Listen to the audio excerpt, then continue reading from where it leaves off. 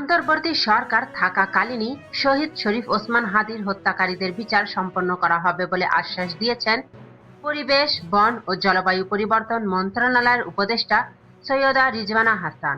শনিবার গভীর রাতে রাজধানীর শাহবাগ মোড়ে ইনকিলাব মঞ্চে অবস্থান কর্মসূচিতে এসে তিনি বলেন, সরকার নিয়মিতভাবে হাদির পরিবারের সঙ্গে যোগাযোগ রাখছে এবং হত্যাকাণ্ডে জড়িতদের শনাক্ত করে ন্যায় বিচার নিশ্চিত করা হবে। তিনি বলেন, শহীদ হাদির মৃত্যু ছিল অত্যন্ত হৃদয় বিদারক, যার জানাজায় 12 থেকে 15 লাখ মানুষ অংশ নিয়েছেন।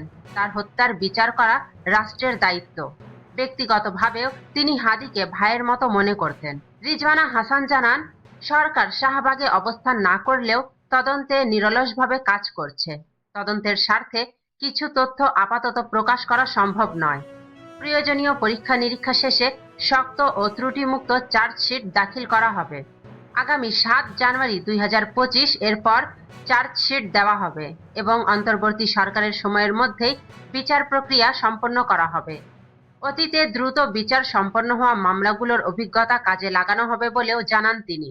পলাতক আসামিদের বিষয়ে উপদেষ্টা বলেন, কেউ দেশ ছেড়ে থাকলে অনুপস্থিতিতেই বিচার চলবে।